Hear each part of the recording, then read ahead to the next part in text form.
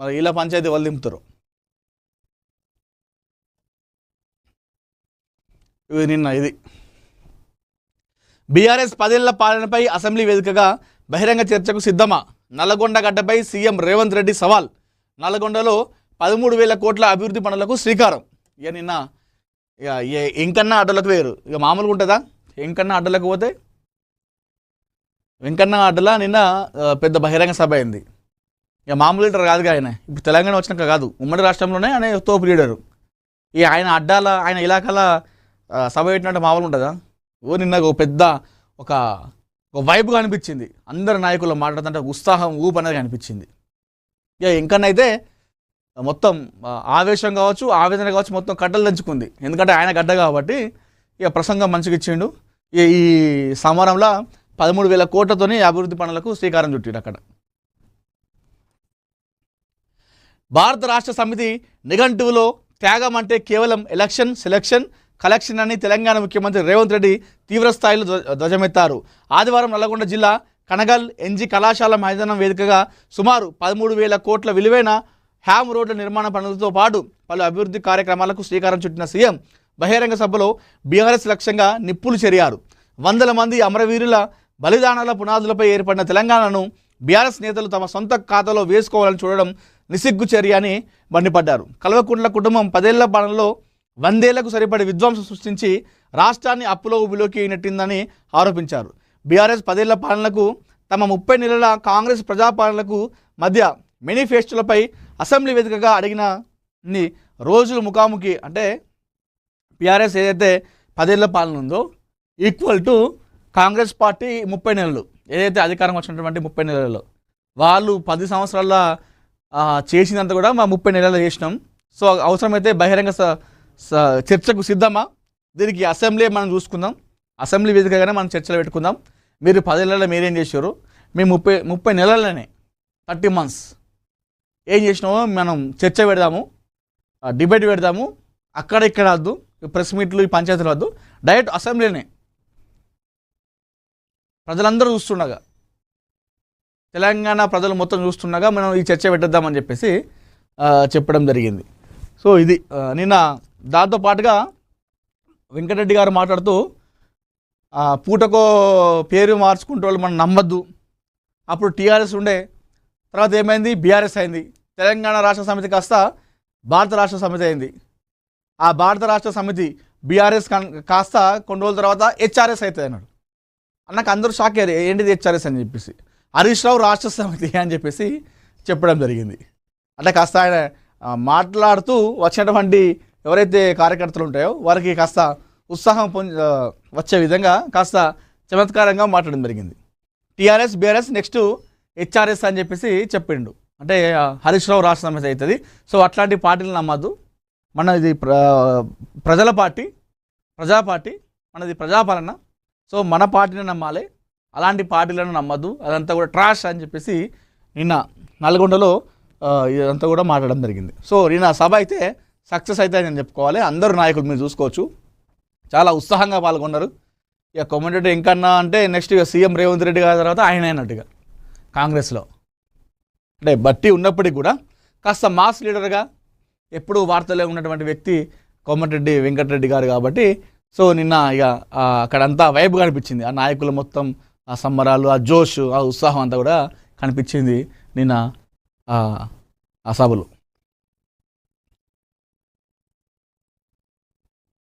అమరావతిలో political hit. Ambati Rambabu, Perni నానిలపై SC ST atrocity case నమోదు. టీడీపీ ఆఫీస్ దాడి నిందితుడి ఎంటితో వెలుగులోకి సంచలన నిజాలు. రాజధానిలో వైసీపీ నేతల పర్యటనలో అడుగడుగున ఫైట్ టెన్షన్. పోలీసుల విధులకు ఆటంకం కలిగించిన అంబటిపై సెక్షన్ 30 కేసు నమోదంట. ఇది కథ. ఏది అమరావతిలో రాజధాని గురించి నడుస్తుందిగా ఒక లొల్లి. అయితే ఈ లొల్లిలా దేవినేని అవినాష్, అదేవిధంగా పేర్ని నాని, అంబటి రాంబాబు వీళ్ళందరూ కూడా వేరు. ఇటు పేర్ని నాని మీద, అదేవిధంగా దేవినేని అవినాష్ మీద కోడిగుడ్లతో దాడి చేశారు. అక్కడ ఉన్నటువంటి రైతులు, అంటే అమరావతి రైతులు అని చెప్పేసి కొంతమంది చెప్తా ఉన్నారు, మరి కొంతమంది ఏమో వైసీపీ సానుభూతి పనులు ఏమంటున్నారంటే అది టీడీపీ వాళ్ళే దాడి చేశారని చెప్పేసి వాళ్ళే అంటున్నారు. సరే ఏదేమైనప్పటికీ కూడా అమరావతిలో మరి వీళ్ళు ఆల్రెడీ అయిపోయింది అమరావతి రాజధాని చెప్పేసి జనాలు ఒప్పుకున్నారు. అమరావతి రాజధాని చేస్తా అన్న తర్వాతనే జనాలు కూటమి ప్రభుత్వాన్ని గెలిపించారు. సో అది రాజధాని విషయంలో జోలికి పోకుండా వీళ్ళు సపోర్ట్ చేస్తే బాగుండేది అనేది నా ఉద్దేశం. సో 3 క్యాపిటల్ ఏది 3 రాజధానులు పెడదామని చెప్పేసి అన్నదాన్ని జనాలు తిరస్కరించారు. అమరావతిని నేను రాజధాని చేస్తా దాన్నే నిర్మించుకుందామని చెప్పేసి అన్న తర్వాత జనాలు వీళ్ళకు సపోర్ట్ చేశారు. సో ఆ సపోర్ట్ చేసిన తర్వాత ఈ అమరావతిలో ఎందుకంటే చాలామంది అక్కడ రైతులు భూములు ఇచ్చారు, పెద్ద అక్కడ బాగా కథ ఉన్నది. అక్కడ ఇలాంటి టైంలో మీరు ఇక్కడ అమరావతి వద్దు సపోర్ట్ అని చెప్పేసి మాట్లాడితే ఎవరికైనా కోపం వస్తుంది. సరే ప్రతిపక్షాలే కావచ్చు, మీకు మిత్రపక్షమైన ప్రతిపక్షమైన ఏదైనా సరే ఒకటి నడుస్తుందంటే దానికి మనం కొంచెం ముందుకెళ్ళి సపోర్ట్ చేయాలి, లేదా లైట్ తీసుకోవాలి, అక్కడికి ఆగిపోవాలి, విడిచిపెట్టేసేయాలి ఏదో చేసుకోవాలని చెప్పేసి. వేరే ఏమైనా పనులు ఉంటాయి కదా ఆ విషయంలోనే మీరు చేయొచ్చు, వాదనకు దిగచ్చు. అక్కడ రైతులు ఉన్నారు, చాలామంది రైతులు ఉన్నారు. మీరు అక్కడికి ఎలా చేస్తా అంటే నిన్న పేర్ని నాని గారి పైన అదేవిధంగా దేవినేని అవినాష్ పైన కోడిగుడ్లతో దాడి చేసారు అక్కడ ఉన్నవాళ్ళు. ఒక వ్యక్తి అయితే డైరెక్ట్ కాపుల ద్రోహి పేర్ని నాన్నగారు అని చెప్పేసి మాట్లాడుకుంటూ అరిచిండు. ఆయన అరుస్తున్నప్పుడు పేర్ని నాన్న వచ్చి ఒక బూతు, అక్కడ అంతమంది పోలీసులు ఉన్నారు, రైతులు ఉన్నారు, సామాన్య ప్రజలు ఉన్నారు, మీడియా ఉంది. వీడియో రికార్డు కాగా ఆయన ఇన్ని రోజులు 2 సంవత్సరాల కూటమి ప్రభుత్వం డాష్ అని చెప్పేసి బూతు మాట్లాడినాక ఆయన ఊరుకుంటాడా? రైతు టీడీపీ కార్యకర్తను వెంటనే రిప్లై ఇచ్చిండు, అదే భాషతోని, అదే డాష్ అనే పదంతోనే ఆయనకు రిప్లై ఇచ్చిండు. ఇది పెద్ద హైడ్రామా అయితే జరుగుతూ ఉంది. అయితే ఈ నేపథ్యంలో అంబటి రాంబాబు పెండి నాన్నలపై ఎస్సీ ఎస్టీ అట్రాసిటీ కేసు నమోదైందట. ఏదైతే టీడీపీ ఆఫీస్ దాడి నిందితుడు చెప్పినటువంటి ఆ ఎంట్రీతోని వెలుగులోకి కొన్ని నిజాలు బయటకు వచ్చినాయట. ఇది రాజధానిలో వైసీపీ నేతల పర్యటనలో ఇదంతా ఆగమమైంది. నిన్న ఇడుపు కాగితం అర్థం పవన్ కళ్యాణ్ అడగండి, తెలంగాణ భాషపై ట్రోలింగ్కి కవిత స్ట్రాంగ్ కౌంటర్. బీఆర్ఎస్లో ఉన్నది గుంటనక్కే, కార్పొరేట్ శక్తులకు పాలు పోసి పెంచుతుంది ఆయనే. జూలై 2న ఉప్పల్ బగాయత్లో మహాభూ పోరాటం. కాంగ్రెస్ బీజేపీ బీఆర్ఎస్లపై తెలంగాణ రక్షణ సేన సమరశంఖం. లాఠీలు రబ్బరు తూటాలు నన్ను దాటుకొని రావాలి. ఉప్పల్ గడ్డపై కల్వకుంట్ల కవిత గర్జన. సో నిన్న కవిత ఎన్ని మాటలని కానీ ఈ మధ్యకాలంలో ఎప్పుడైతే పవన్ కళ్యాణ్ తెలంగాణకు వచ్చి రాజకీయం చేస్తా, తెలంగాణలో పార్టీ ఆఫీస్ పెడతా, తెలంగాణలో సభ పెడతా అని చెప్పేసి ఎప్పుడైతే అన్నాడో అప్పటి నుండి ఇప్పటి వరకు కవిత ఎన్ని ప్రెస్ మీట్లు పెట్టిందో ప్రతి ఒక్క ప్రెస్ మీట్లో పవన్ కళ్యాణ్ ప్రస్తావన లేకుండా ఆ ప్రెస్ మీట్ అనేది ముగించలేదు. ప్రతి ప్రెస్ మీట్లో ఖచ్చితంగా పవన్ కళ్యాణ్ గురించి మాట్లాడుతూ ఉంది. దానిలో బాగా నిన్న కూడా ఏదైతే ఇడుపు కాగితం ఉందో, అసలు ఇడుపు కాగితానికున్ను ఇప్పుడు ఈ కాంట్రవర్సీకున్ను పవన్ కళ్యాణ్ వాసనకు సంబంధం లేదు. అయితే ఎవరో ఏదో పేరు చౌదరి అని చెప్పేసి ఏదో పేరుతోని సోషల్ మీడియాలో పెట్టిండు. ఏం పెట్టిండు? ఇడుపు కాగితం అనే దానికి మాకు తెలుగులో డబ్బింగ్ చెప్తారా, లేదంటే కింద సబ్ టైటిల్ ఇస్తారా అని చెప్పి పెట్టాడు. అది ఎంత దారుణం, అది మూర్ఖత్వం. అసంటోని ఏమనాలి? వాడు మూర్ఖుడా లేకపోతే దరిద్రుడా? అసంటోని ఏమనాలి? ఇప్పుడు మంచిగా ఉంటున్నాం కదా ఆంధ్ర తెలంగాణ, హైదరాబాద్లో ఆల్మోస్ట్ ఎక్కువ ఉన్నది ఆంధ్ర ప్రజలే.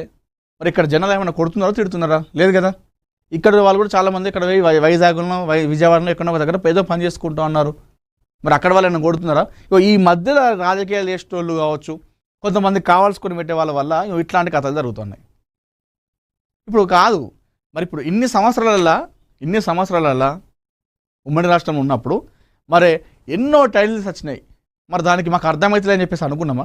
అర్థం చేసుకున్నాం, అర్థం కాకపోయినా అర్థం చేసుకున్నాం భాషని. అంతేగాని మేము ఎటకారంగా ఇది ఏమనలే కదా ఎవరైనా కూడా. ఎందుకు అనవసరంగా లేనిపోని రచ్చ? ఆ వ్యక్తి అసలు మరి ఏ ఉద్దేశంతో పెట్టినో అర్థమవుతలేదు, కానీ అది కరెక్ట్ కాదు. దేనికి అయిపోయింది, రాష్ట్రం వచ్చేసింది, ఇప్పుడు కూడా బాయ్ అనుకుంటూ ఉంటున్నాం. ఇప్పటికి ఇక్కడ చాలామంది ఎక్కువ మంది ఉన్నది కూడా ఆంధ్ర ప్రజలే. మరి ఎవరేమంటున్నారు? ఎందుకు అనవసరంగా ఇడుపు కాగితానికి తెలుగు డబ్బింగ్ ఉంటుందా? ఎందుకు ఇవన్నీ నాకు అర్థం కాదు. దేనికోసం ఇవన్నీ?